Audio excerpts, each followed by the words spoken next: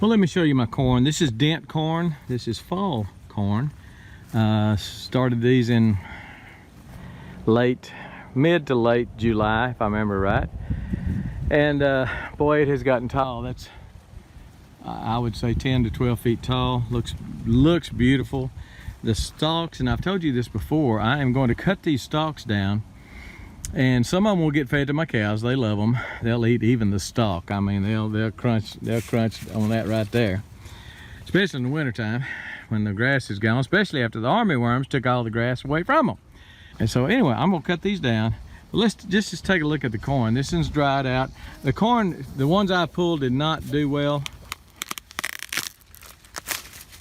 And this one is probably no exception.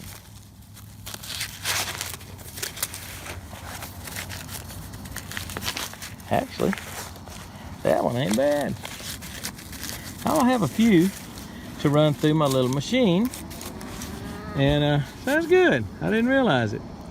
I'll pull the ones that are really dry, like this one. I'll go ahead and pull those, and I've got several of them that are already it's dry. Dent corn is a feed corn. I'll just let it completely dry out, run it through my corn, whatever it's called.